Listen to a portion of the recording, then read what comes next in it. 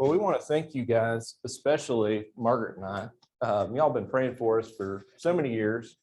And I'm still alive. Margaret and I are still together, and our kids are still healthy. So whatever y'all are doing seems to be working. So y'all keep it up. Hopefully the next 15 years will be as successful as the first 15. But thank you all really for your prayers. We do cherish them greatly. And there's many times where we thought in the back of our minds, there are those out there who are thinking of us and pray for us, and we appreciate that. But we don't get a chance to do this very often when you're gray-haired like I am. There's certain things that you value in our culture. When you find young people that have some of those values and have some of those aspirations and some of those idealisms, you just want to cheer them on. And that's the way I feel about John and his family and his wife, Margaret. Don't know the two of them very well, but they're all beautiful. So we're going to start back and try and trace the history of John's development in his Christian walk and in his secular walk, and see how he came to these decisions. So a lot of people have been praying for you over the last. Absolutely. How many years were you in? 4? 4.5. And 4.5. Yeah. Okay. So we've formed a couple of questions for you. You were homeschooled for a while, right? I was for early part. What kind of effect do you think that had on your total development as a young man? Well, I mean, speaking of homeschooling, I think the biggest advantage I got from that was just an opportunity to sort of catch your breath in life. A lot of life, to me at least, seems like very fast paced. And as I look around at children the same age as my kids and my peers as I was growing up, it seemed like to me that a lot of us are thrown into life pretty fast. 3, 4, you're hitting daycare and preschool, and 5, 6, you're into school and you're dealing with life. And I think homeschool just gave us a chance to take a deep breath and go, okay, what are we going to do with this thing? That if you thought that went on quickly, wait till you turn 40 or 50. Yeah. And I don't know that I realized it at the time. I'm just saying, in retrospect, looking back, I think that was a big blessing, because you kind of were able to go, okay, what do I think? What do I believe? How do I assess this world that I'm in? And then now that I'm dealing with it, as a little bit older, you kind of go, okay, I have some tools. So what years were those when you were homeschooled? So homeschooled elementary, middle school. And then we did a kind of a co-op / cottage school style for high school. And I did that 9th through 12th grade. And then attended Taylor University, where I met Margaret their first year of college, and then ended up graduating from University. That was one of the questions. Where did you meet Margaret? Yeah, Taylor University. we did. Yeah. Where's Taylor? It's in Indiana, kind of near Gas City, up near Muncie. Okay. Yeah. All right. So do you think that your homeschool experience and that cottage experience that you had through high school, did it help you when you went to college? Well, to some degree. I think that the format was well suited for college, because it set up very well for the take a class, do the homework, take a class, do the homework, as opposed to just constant class time. Kind of understanding that study on your own mentality, I think, helps. Study on your own, that's a big deal. It is. You're kind of in charge of your own education, really. It's just there to help you, whether that's your teachers or your whoever. So once you kind of get that into your head, I think that's a big So step. where'd you go to college? So first year Taylor, right? Taylor, but then I only did that for 2 semesters, and then came back and finished up at U of L. And what was your degree in when you graduated? Business management. Business Business management. management. Yeah. It Funny, was it something runs that in was the a degree I family, thought I doesn't could it? get my brain around. Does that run in the family? It does. It does. It does. So what did you do after you graduated? What was the next step in your career development? So U of L, got kind of finishing up in there. Margaret and I just kind of backtrack a little bit. We met at Taylor. We didn't, spend a little time together. Kind of didn't really click real well at the time, oddly enough. And so then. Does that mean you were like this, or it just didn't click? No, it was just kind of like fishing on different banks, like she was on one side of the river, I was on the other, and we wasn't quite, neither one of us are catching anything. So anyhow, So You're making up for lost time. yeah, I know it. So anyhow, no, it wasn't adversarial. It was just you know, just wasn't working. So anyhow, she ended up going off. That's another fun story. She went off to Europe and was a missionary for about a year and a half. And I came back to U of L and I guess tried to stave off heathenism for a couple of years and came back together our senior year of college and ended up, I decided pretty quick she was the right one for me. And we got married a couple months later. A couple months later after you graduated? Yeah, actually, so 2 months after I graduated. 2 months and, after you graduated. 6 months after we started dating. So Wow. Wow. yeah, she came down for a weekend and I said, well, if you're going to be in town, I said, well, we guys will go get something to eat, you know, Yeah. and get reconnected. She said, okay. And so we went out to eat and then I said, well, let's go line dancing. We went down to Coyotes and went line dancing.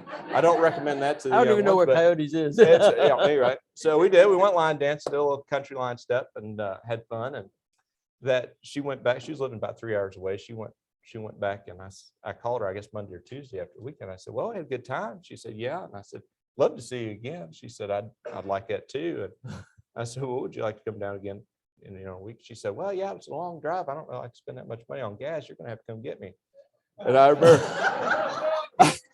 Sounds familiar. I scratched my head and I said, whew. I said, well, we need to talk about this. And she said, really? I said, yeah. I said, if we're just gonna, spend time together and have fun, and 6 months later call each other friends, and hope to see you again sometime in life. I said, I really don't have time, energy, money, or ability to pull that off. And I said, but if you think you'd see us getting married, I said, I'd be willing to invest in that. she said, yeah, I could see me marrying you. And I said, well, good. Is that as good as you could do for a proposal? Well, it was more of a conversational proposal, really. We did a little more formally later on, Good. But that being said, that was kind of the arrangements phase, and then the next week we told our parents. So that was an exciting moment for all of us. I'm a little dubious for those in authority, but that being said, I think you can see from John's answer that his directness and his value orientation and his idealism of, well, I'm just going to do this for kicks. I'm going to do it for real, or I'm not going to do it at all, Well, and that's what I admire from John. I mean, I met John, it must have been 10 years ago. You were still single, and I just remember you introducing me to your truck. It was the biggest thing you had in the world. You were very proud of your truck, and actually you persuaded me to go get a truck eventually. Well, I mean, you got to use the tool that you have available to you. So that was what I had. Okay, so now you're in your 30s, Mhm. and you decide to enlist. I did. I know you worked for your dad, and I know he was reluctant to let you go. He was. So you want to know tell how me we kinda about got that to- thought process. Well, once again, we kind of have to back up a little bit, just because it sounds like spontaneous. You go, well, why on earth would you join at 30? It seems a little sudden. But it really, in college, I had a bunch of friends. I graduated high school in 2003, right at the surge of assault in Baghdad, and Thunder Run, Third ID was a big deal. And I had a bunch of friends join the Marine Corps at that time. And I wanted to join the Marine Corps at that time, but I'd already been accepted into college. And Dad, in his wisdom, said, hey, John, why don't you go to college? You already been accepted. We already got you in. That's kind of a big deal too, with your grades. You don't want to let this chance pass you by. So, okay. And he said, later on you can rethink it. And if you decide maybe you go in as an officer, that might be a little bit better for you. And I said, well, okay, that made sense.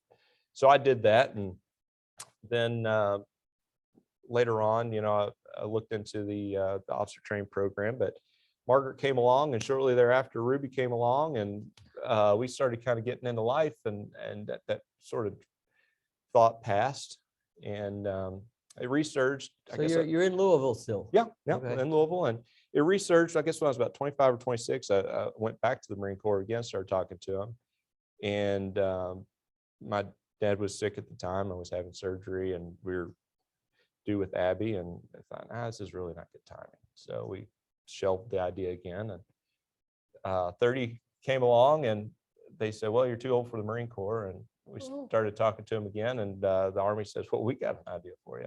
And so that's where that journey began. Oh, so the Marine Corps had an age limitation. They The did, Army- 28. the If Ar- you're over 28, by golly, they Oh don't my want you. gosh. So this whole discussion went on with Margaret, I assume. Yeah. Oh, yeah, of course. Oh, okay. Well, we'll do it this way then. I guess. All right. Cheers. So how long after you were married did you have your first child?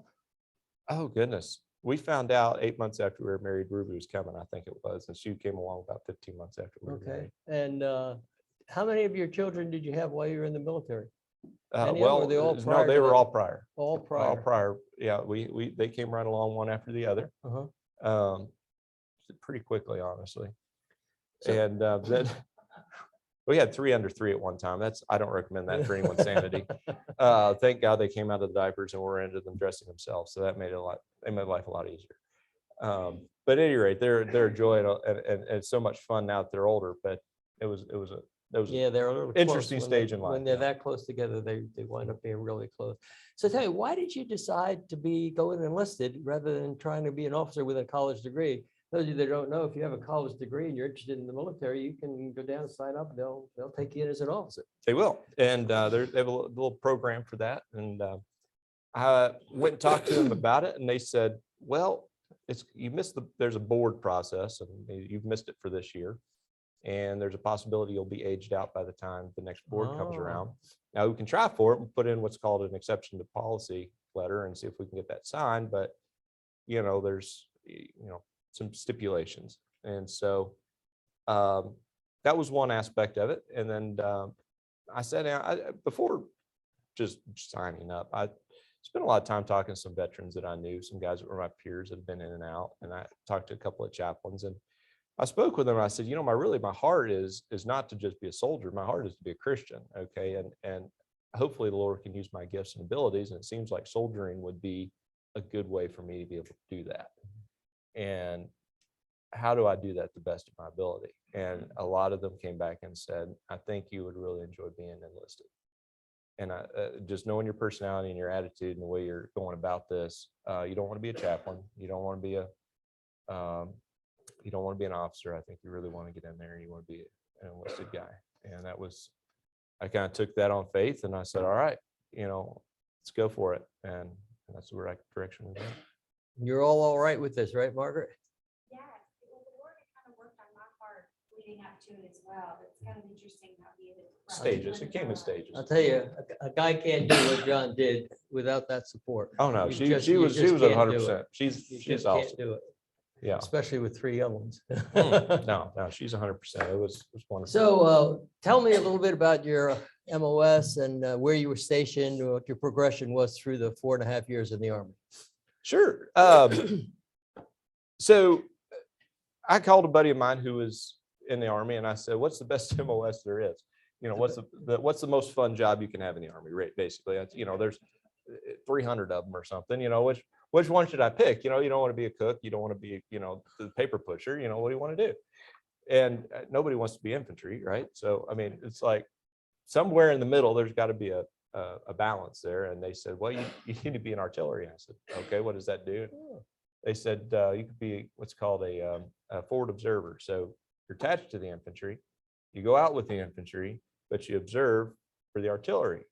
And you get to call rounds and land navigation, track yourself over terrain, do fun stuff like that. And you'll really enjoy it. And you get attached to different units and do different things. And I said, okay, that all sounds good to me. And I sort of envisioned myself, with a backpack on, running around with these guys and using radio. That's not exactly what ended up happening, but it did some, but it didn't. But at any rate, long story short, that was the route I went. And they said that we've got what's called an option 40 contract. You can go in as go straight into Ranger selection. You can become a Ranger right off the bat. And I said, well, that sounds cool. You go to airborne school and you go straight to being a Ranger. And, best laid plans, right? You go, okay, this is the trajectory. I thought, I've gamed the system. I know how to do, and I've got it figured out. Went to basic, went to AIT, which is Where were you basic? Fort Jackson, South Carolina. South Carolina. Yeah. Was Margaret with you?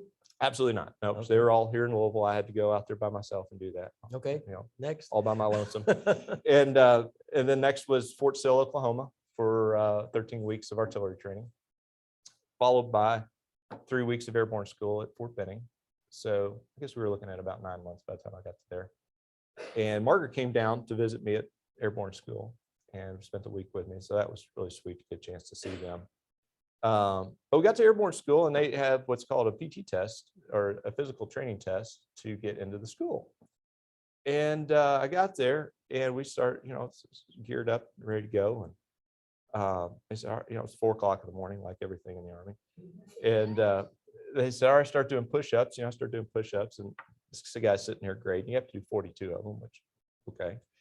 And he's going 36, 36, 36, 36, 36, 36, go all the way down, 36, 36. I think I probably did about 65, 70 of them, and 36 of them counted apparently. So they said, come back tomorrow, you can try again.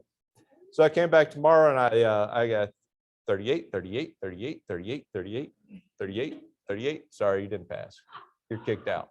And I go, you're joking.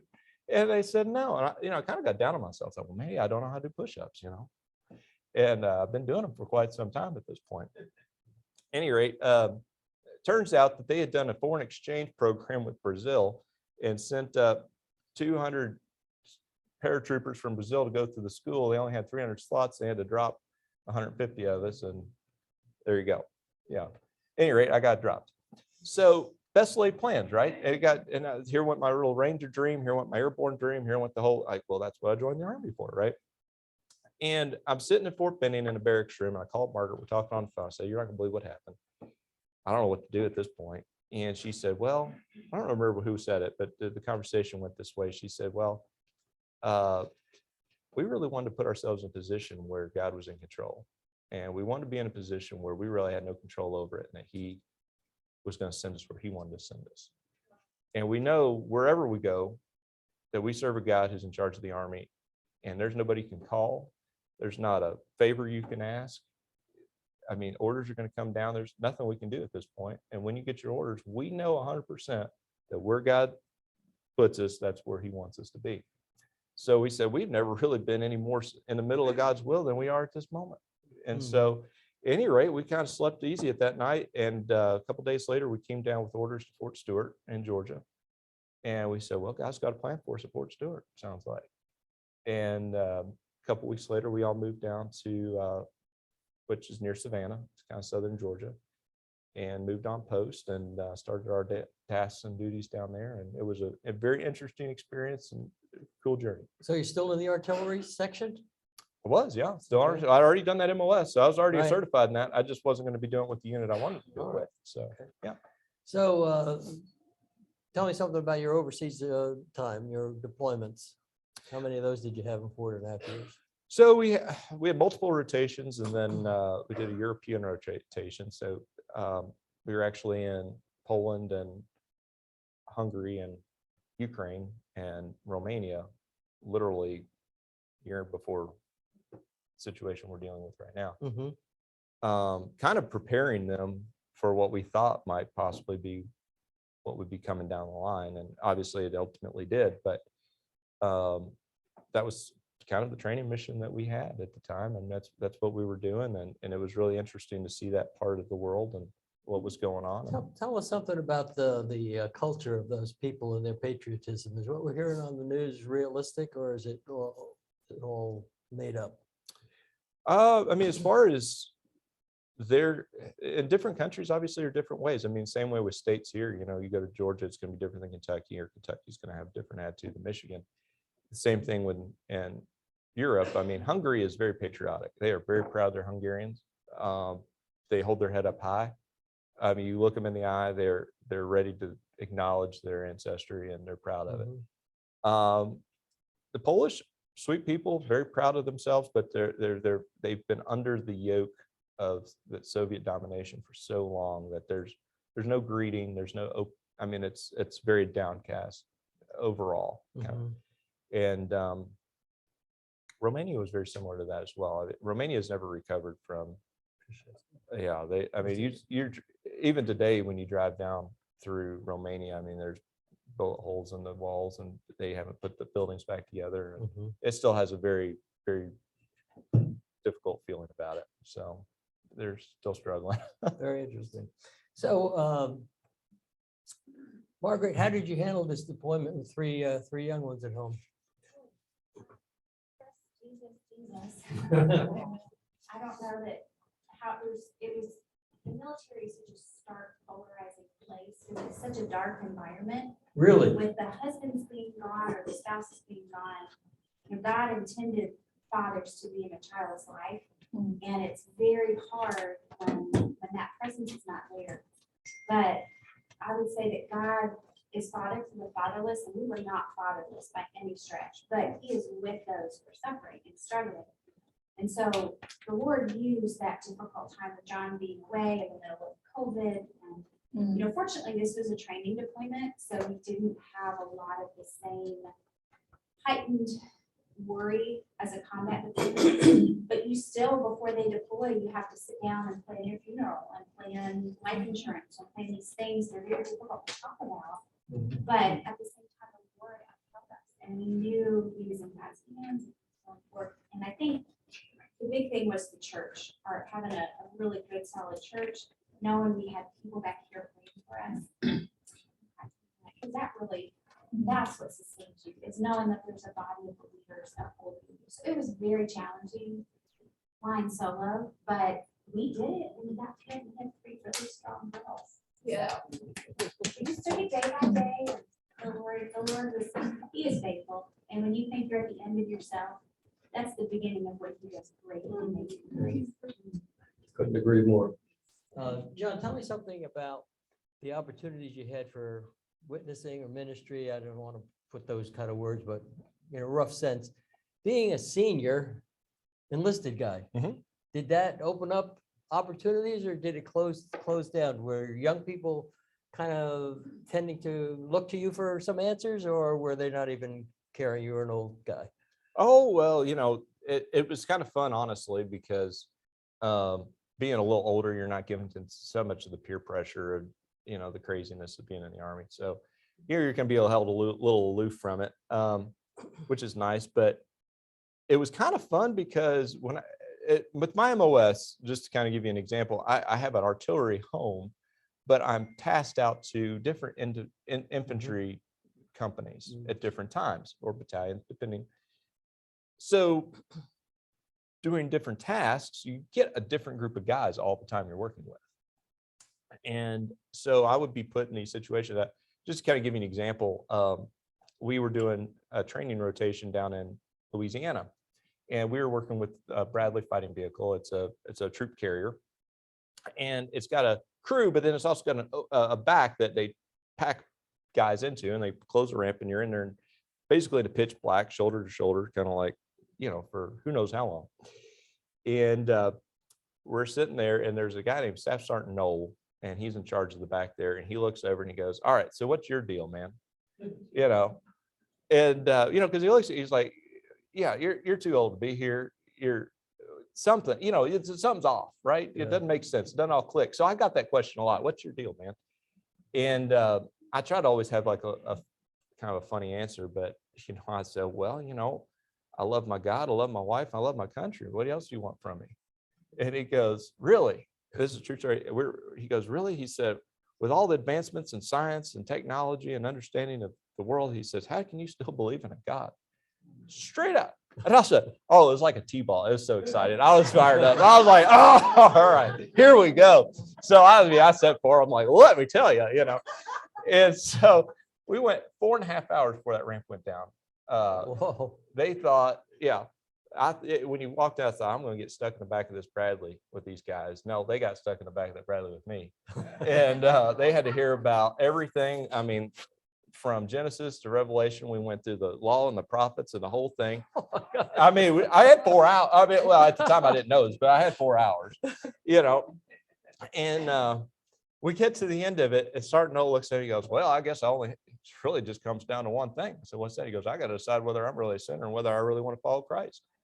And I said, that's really what it boils down to. He goes, but I'm not giving you an answer right now. He took off. And so, That's good enough. That's a yeah, pretty solid and he seed. never did. I mean, I knew the guy for about 2.5 years. And he never did. We never brought it back up. And, but it was fun. And the guys across the bench from us, they're all asleep or passed out or whatever. And I didn't think they were paying any attention to us. A couple of days later, I'm sitting in a hole with one of them. We're kind of sharing a blanket. And he goes, he says, man, you and Sergeant Oak can really talk.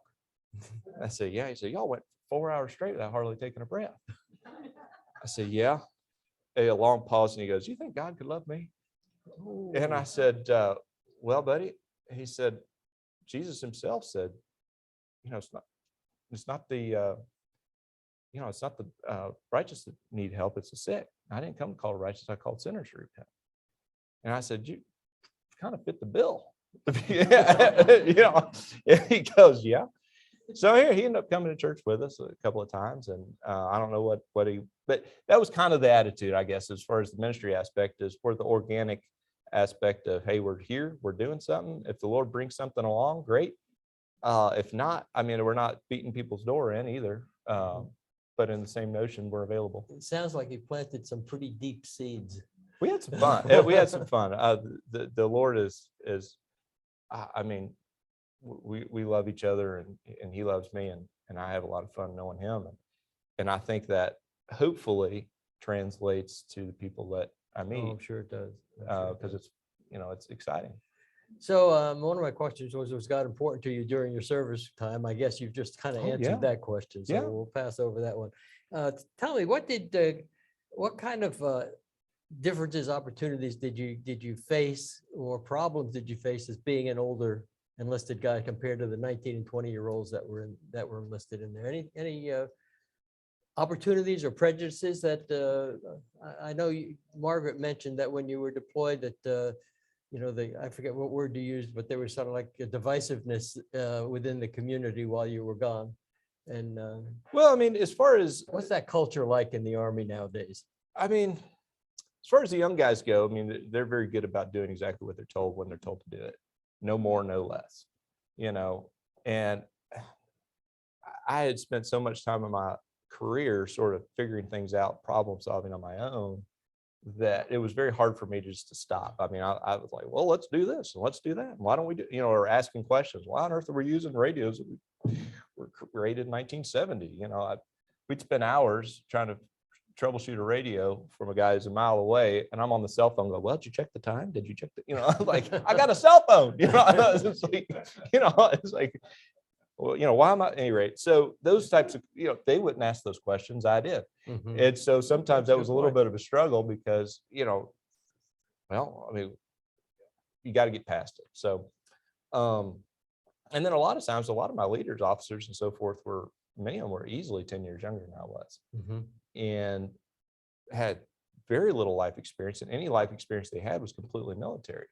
So they had no frame of reference outside of the military. And, that can be a very eclectic culture where it's so focused that if you don't have any other frame of reference, your kind of whole world can revolve around it. And so kind of trying to work within that structure. And one thing I used to have to tell myself was, all right, this captain or this lieutenant, he might be many times 12 years younger than me, but he has more Army experience than I've got. So he's old in the ways of the Army, he's young in the ways of the world. So what can I learn from him in the ways of the Army? What can he learn from me in the ways of the world? And so that was kind of the approach I had to sort of take. And so when it came to Army, I'm all ears. If it comes to the ways of the world, and not to say that I got to figure it out, but like, Mhm. I'm not going to take your advice on how to have a good relationship with certain people, or how to, so I've been so on the forth. other side of that coin where I was the 22-year-old and I had the 32, 34-year-old that knew twice as much as I did about the military. It's a very difficult position. So it sounds like you handled it very, very well. Try to have some perspective, and that being said, I don't know if I always did that well, but So what do you think the Lord taught you in 4.5 years? I mean, obviously you're a much more mature person. Your family's grown over the course of 4.5 years in the Army. Did the Lord mature you in a certain kind of way or change you in any particular way? I think he did. There's two things that kind of, Margaret and I talked about really sort of stood out to us. One was humility. I was constantly being reminded that, I think it's easy many times to sort of think more of yourself than you ought. Mhm. And the military is very good at reminding you that you are nothing. And if you in any way think that you have surpassed that, they will immediately remind you and let you spend a lot of time reminding yourself of Mhm. how insignificant you really are. So that was a little bit of a challenge for me. I had to work on humility. I didn't realize how much pride I really had. Still do. Um, and then second was task orientation. There's a verse in the Bible that says, whatever you do, work at it with all your heart, is working for the Lord, not for men. So since you know that you will receive an inheritance from the Lord as reward. And I would repeat that to myself over and over and over again, because you would find yourself doing things that were just so menial Mhm. and so insignificant. But somebody would say, hey, clean out this Connex or sweep down this motor pool. Hey, I got 3 acres of asphalt, concrete, and here's a push broom, make sure it looks good.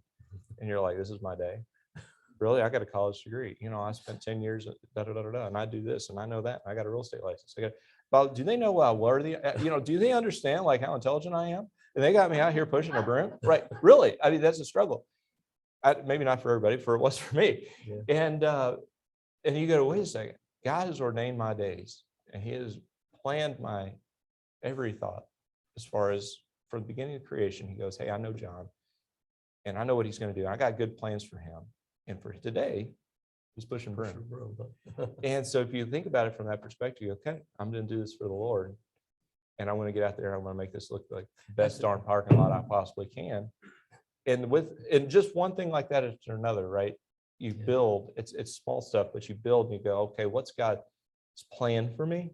And I think many times it's easy, especially when we're young, we have the time to think about it. When you get older, you're so busy, you don't think about this as much, but here you go. What's God's plan for my life? What is he going to have? What's my big, right? What's my big reason for being? And, and what it really boils down to most of the time is doing what's in front of you at the moment really well. One of the questions I started to ask myself was, how can I bring honor and glory to the Lord by pushing a broom? Yeah.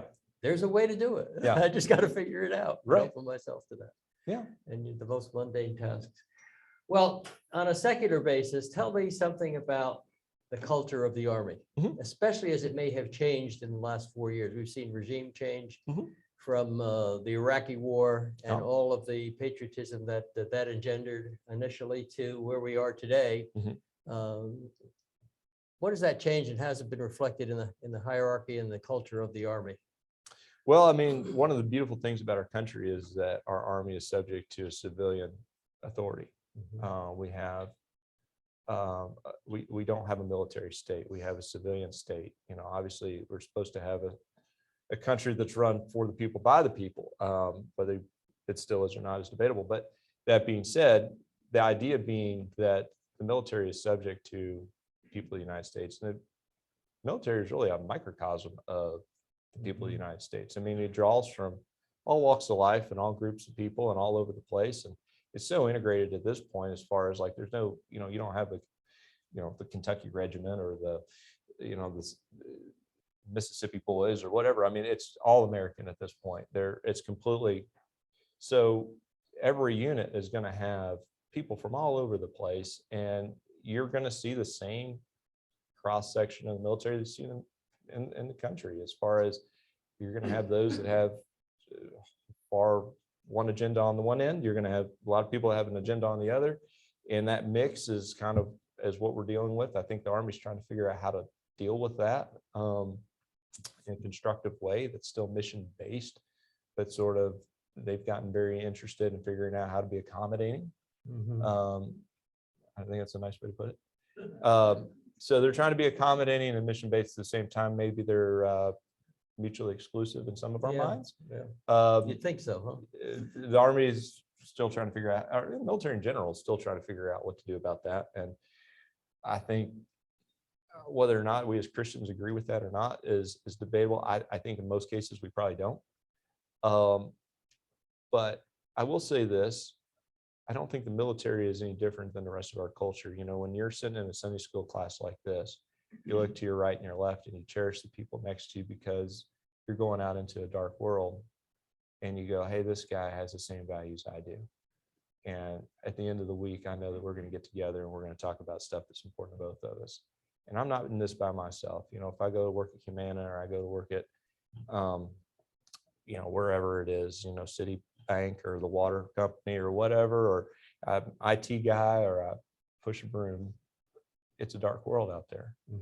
And when you find somebody who also has the same values that you do, you really hang on to them. You know, I would find guys in the military all the time that would say, oh, I'm a Christian. And you'd go, really?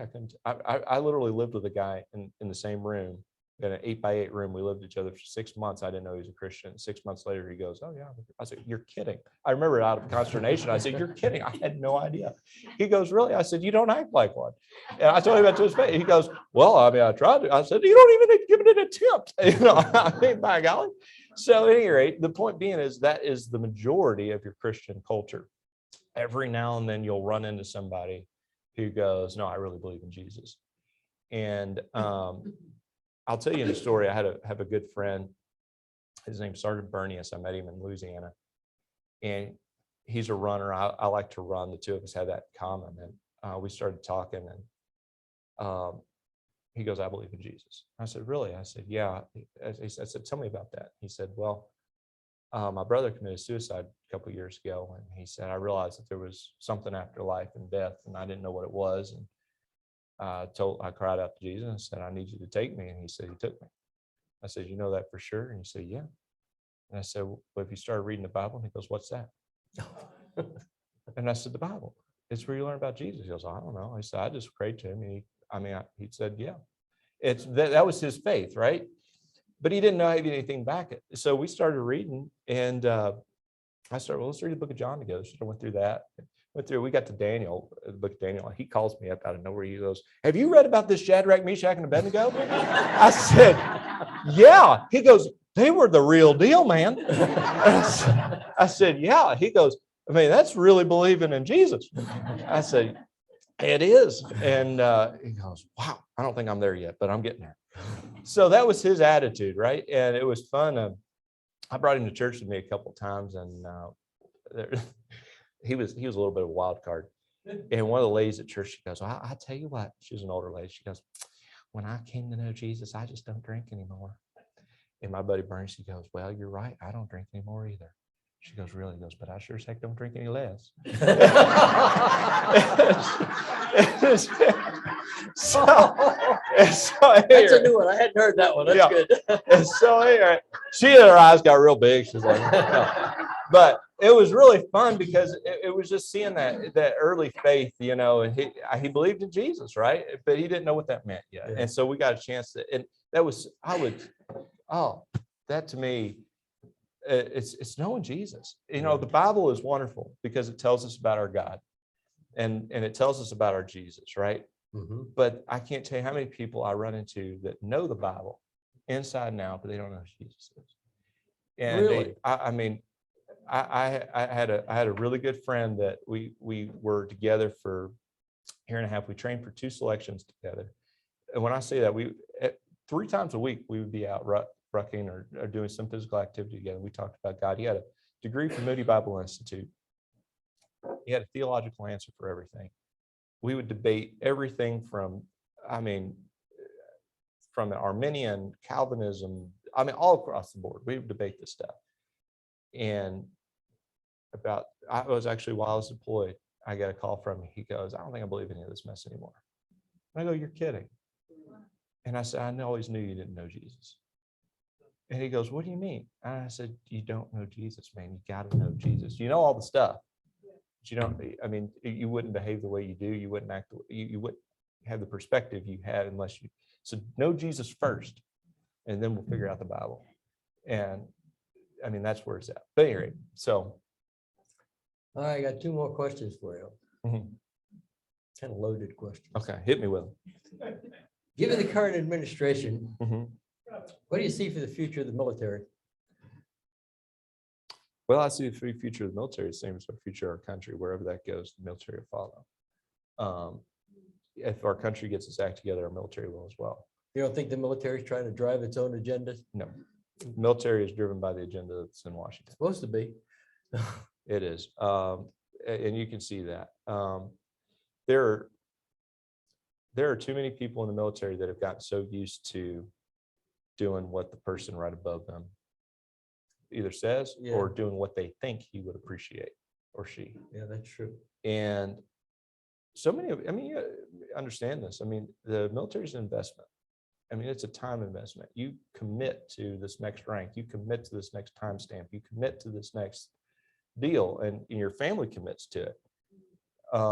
Your wife commits to it, your husband, you know, whatever. You go, hey, I'm going for colonel, I'm going for lieutenant general, whatever it is, right? By then you've had 34 years in, you're committed. And all of a sudden something comes along that's compromising, and your immediate thought is it worth sacrificing the last 34 years of my career for this one little thing, or can I overlook it? And 99.9% of the time, out of 99.9% of the military, they go no. One guy did. We saw what happened to him in the Marines a couple of years ago. And he said, no, I don't agree with this. And he got canned right off the bat. Not that that's necessarily inappropriate. I mean, the military does what it does, right? But that being said, as the country goes, so will the military. If we have a conservative, hard-working country, we're going to have a conservative, hard-working military, and vice versa. Okay. Maybe we can make a difference this November then. I think you can. If you had to do it over again, Mhm. what would you do differently? Well, I was thinking about this because I saw your question, and you know, it's one of those you scratch your head on. You know, I would join the Air Force. I don't know. Anyway, but you know, as I mentioned, I kind of alluded to earlier. You know, best laid plans, they fall apart, and you go, man, I wish I could go back to this airborne school and do more push-ups, or I think what if I'd prepared better for this, or what if I'd prepared, you know, or you know, I went to a certain selection, and if I had handled this thing differently, maybe I'd have passed it, you know. Maybe if I trained a little bit more, I'd have done this. And that's always a struggle, because sometimes you leave the Army and you go, man, I didn't accomplish all the things I wanted to accomplish. An example of that, I wanted to go to Ranger School, and I put in the packet, did all the testing, got approved for everything, went all the way up to the lieutenant colonel, and he said no. And man, I could have beat his door in and hounded him and so on and so forth. And I did. I kind of submissively went, I don't know. I mean, maybe there'll be another chance. And there never was. And I go, man, I never got a chance to do it. I kind of like left the military going, man, there was some unfinished business that I had. You never get any good answers to why either, do you? No, you don't. And I held a grudge against that lieutenant colonel for quite some time. It really bothered me. And because he kind of denied that. But because I didn't go to Ranger School, I was in Louisiana. I had a conversation with Sergeant Knoll.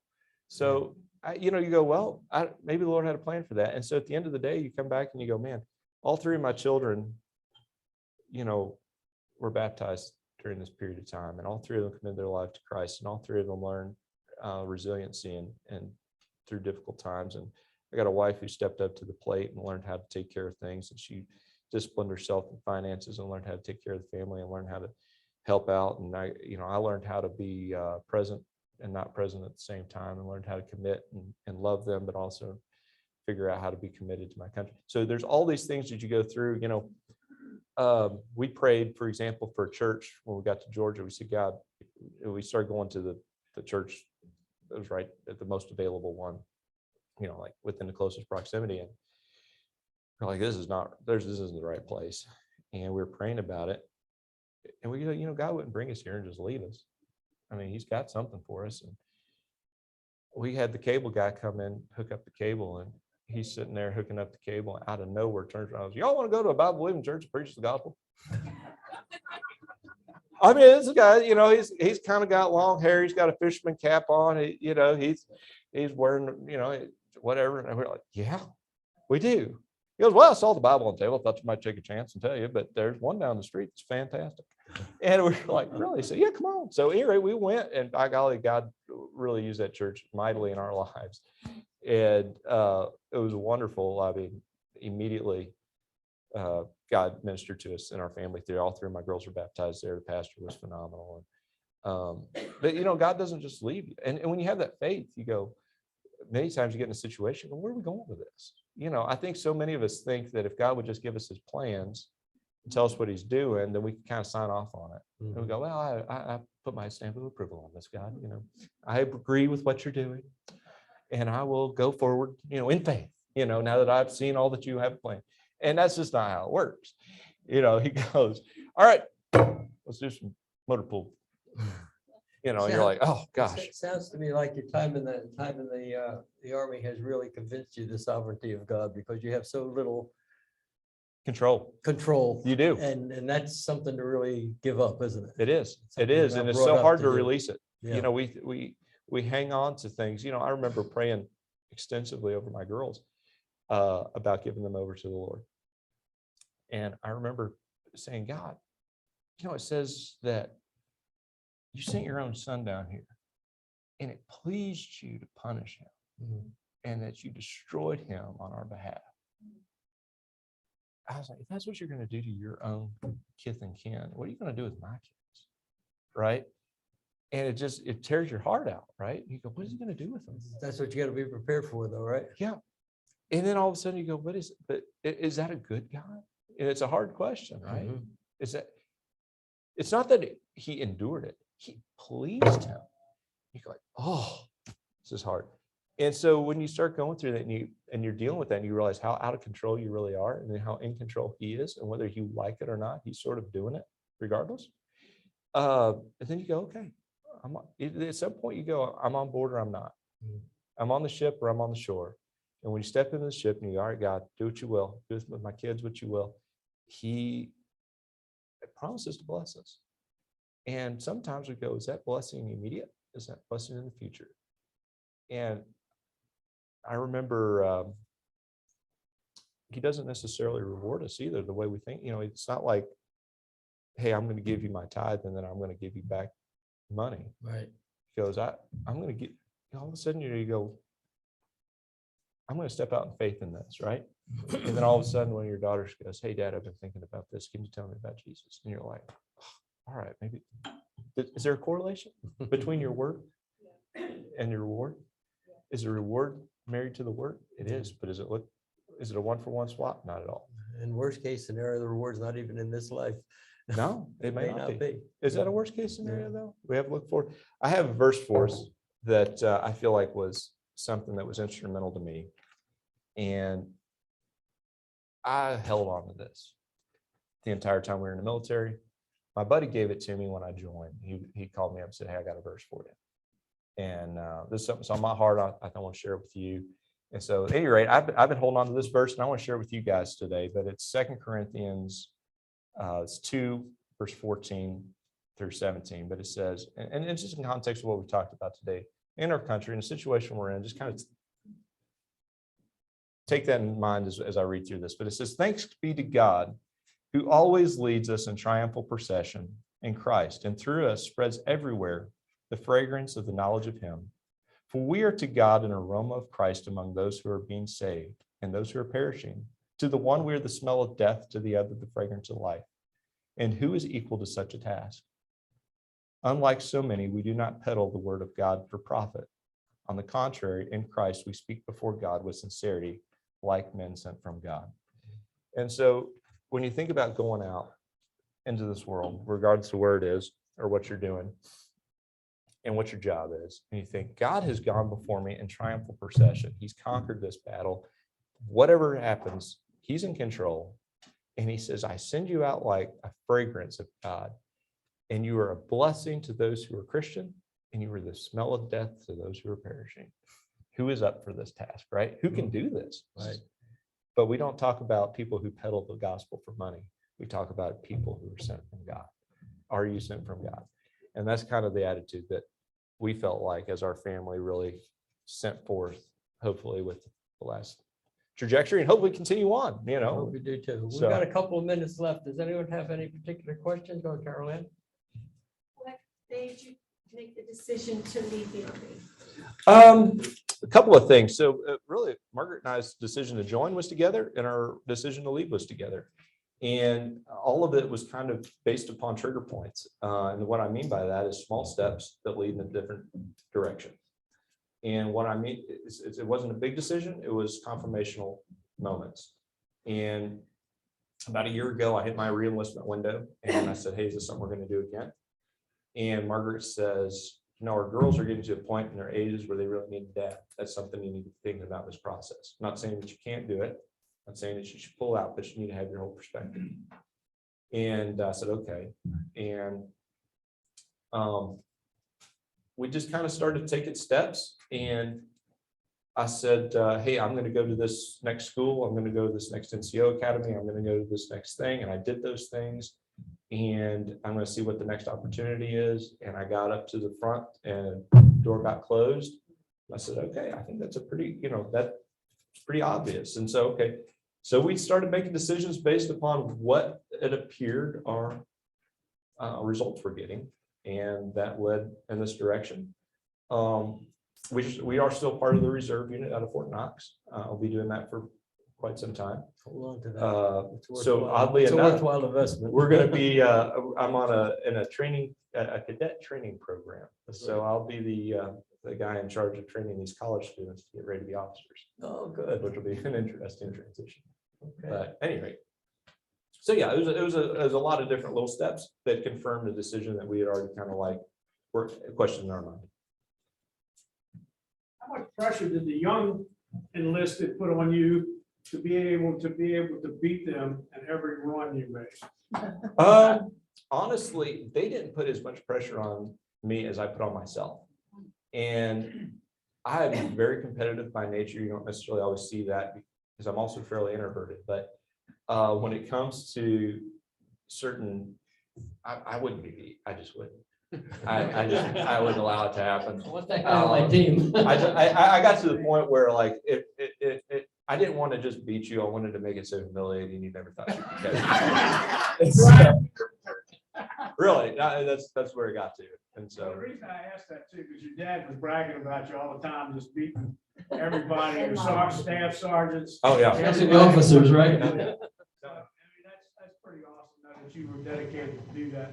I spent a lot of off time on my personal time to prepare myself to be able to be when I was on time to smoke it. So that was my goal. I got a lot of joy out of that. Anyway.